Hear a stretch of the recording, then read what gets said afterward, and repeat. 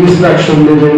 তারই ধারাবাহিকতায় প্রত্যেকটি জেলায় জেলায় হয়তো আরো নির্দেশনা দেবে, উপজেলা পর্যায়ে নির্দেশনা দেবে, প্রশাসনিক মহলের বিভিন্ন ঊর্ধ্বতম কর্মকর্তা এবং বিভিন্ন কার্যালয় থেকে নির্দেশনা দেবে। তো সেই আলোকে আপনাদেরকে জানাচ্ছি যে আগামী যে জেলা প্রশাসকের আমাদের কনফারেন্স হবে, সেখানে কিন্তু অনেক কিছুই আমরা জানতে পারবো বা শিখতে পারবো। তো আমাদের বিগত সময়ের যে আলোকে যতটুকু জানি তাতে হচ্ছে যে আমাদের এই শারদীয় দুর্গা উৎসবের প্রথমত একটি বিষয় হচ্ছে যে অন্ধকারের মধ্যে আলো জ্বালাতে হতে পারে, তো খালি খালি চলবে না, তার পাশে আলো থাকা লাগবে, তাহলে কিন্তু অন্ধকার নাই, আলোর মূল্য নাই। তাই প্রত্যেকটি মন্দিরের লাইটিং এর জন্য সুব্যবস্থা রাখতে হবে। এবং আমাদের দেশের বিদ্যুৎ এতটাই অগ্রসর হয়েছে যে এই মুহূর্তে বা এখন পর্যন্ত বিদ্যুতের তেমন সমস্যা হয় না। তারপরেও বলা যায় না, যেহেতু আমাদের এই মহা উৎসবের সময় বিভিন্ন পর্যায়ে লোডিং সিস্টেম করতে পারে, সেই আলোকে দেখা যাচ্ছে হয়তো বা বিদ্যুতের সংগীত অবস্থা রাখতে হবে। এবং আমাদের থাকবেন তাদের পাশে দাঁড়িয়ে আপনাদের পাশে সহযোগিতা দেওয়ার জন্যই কিন্তু তিনারা সেখানে যাবেন। তাদের সাথে সর্বপূর্ণ সম্পর্ক রেখে আপনারা কিন্তু এই শারদীয় দুর্গা উৎসব পালন করবেন। এবং আমাদের যে সকল আনসার ভাইরা আছে তাদের যে ধরনের এখান থেকে যাবে, তাতে হয়তো এমন জায়গায় আছে যে সবাই তো আমার মতো না বা আরেকজনের মতো না, তো হয়তো 5 জনের জায়গায় 6 জন গিয়েছে, আপনি হয়তো তার সাথে খারাপ আচরণ করবেন, কেউ হয়তো খাবারের দিক দিয়ে সমস্যার সৃষ্টি করবেন।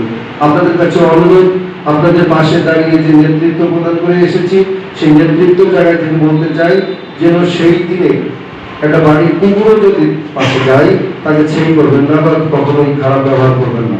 তেমনিভাবে আমাদের আনসার ভাইরা যাবে এবং বিভিন্ন ঊর্ধ্বতম কর্মকর্তারা যাবেন, সকলকেই আপনারা সম্মানের সাথে তাদেরকে সম্মানিত করবেন। এবং আরো বলতে চাচ্ছি যে আপনাদের পাশে দাঁড়িয়েছি, যখন খুশি তখন ফোন দেবেন, যখন খুশি তখন কথা বলবেন, সমস্যা নেই। সেই আলোকে আপনার পাশে কিন্তু আমরা খুব একটা আপনজন না, আপনার আপনজন কিন্তু আপনার পাশের বাড়ি। পাশের বাড়ি সে দাস সম্প্রদায় হতে পারে, সে মুসলিম সম্প্রদায় হতে পারে, সে খ্রিস্টান সম্প্রদায় হতে পারে, সে বৌদ্ধ সম্প্রদায় হতে পারে। তাহলে পরে কি হয় জানেন, যদি আপনি বলেন যে আমার ওই জাতি ভাই সুশান্ত ও খুব আপনজন, আমাকে ফোন দেবেন রাত 12টা, আমি কিন্তু আর বেরাবো না, তালা লাগানো হয়ে গেছে। আমরা যদি কালকে সকাল 9টায় আসেন, আপনার জন্য সকল ধরনের সুবিধা দেওয়া হবে।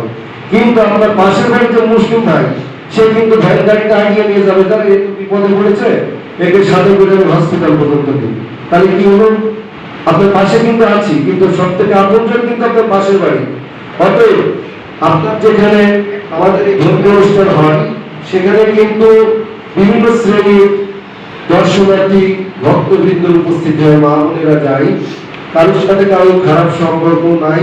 অতএব কেউ যদি খারাপ কোন দিয়ে কথা বলে, আপনি হুট করে একজন গোয়েন্দা সংস্থাকে জানিয়ে দিলেন, লাগিয়ে চলে গেল, দেখা যাচ্ছে যে সেইটাকে রিপিট করার জন্য গ্রামবাসী সব লেগে গেছে। কি বললো, একসময় বললো যে সাম্প্রদায়িক একটা রেশ কিন্তু টেনে দেবে। তো অতএব আমি মনে করি যে এই ধরনের চিন্তা চেতনা মাথায় রাখবেন না। ওখানে প্রথম পর্যায়ে নাম্বারটা আমার গাইনি উপজেলার আমরা যে নেতৃত্ব পর্যায়ে আছি তাদের নাম্বার দিয়ে দেব। আপনারা প্রথমত আমাদের জানাবেন, জানানোর পরে যদি সমস্যা বেশি মনে হয় তখন কি করতে হবে সে বিষয়টা আমরা তখন ভেবে দেখব।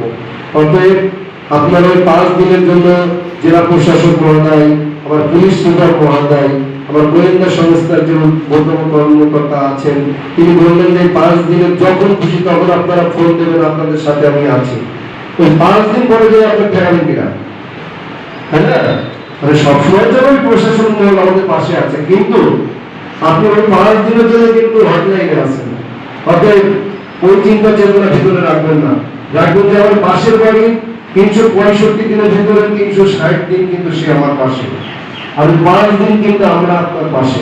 অতএব আমাদের উপরে 5 দিনের যে দৃষ্টি রেখে আপনারা চলাচল করবেন সেইটা কিন্তু যথাযথ না। আপনারা কিন্তু সারা বছর যেটা চলতে পারবেন ওইটা কিন্তু সঠিক। আজকে দেখেন বিভিন্ন জায়গায় বিভিন্ন ভাবে মিটিং হচ্ছে, ভাবে কিন্তু সাম্প্রদায়িক দাঙ্গাও সৃষ্টি হয়েছে, কিন্তু দেখাতে পারবেন? যেমন গাংনী উপজেলায় মেহেরপুর জেলার কথাটা একটু ভিন্ন ভাবেই হয়েছে। গাংনী উপজেলাতে আজ পর্যন্ত আমার কোনো সাম্প্রদায়িক বাজে কোনো কথা বলেছি? কারণ আমরা আগে থেকে বাবা মার শিক্ষায় শিক্ষিত হয়েছি যে অন্তত পক্ষে কার সাথে কিভাবে চলতে হবে। সেই শিক্ষার আলো ছড়াতে না পারলেও আপনাদের পাশে দাঁড়িয়ে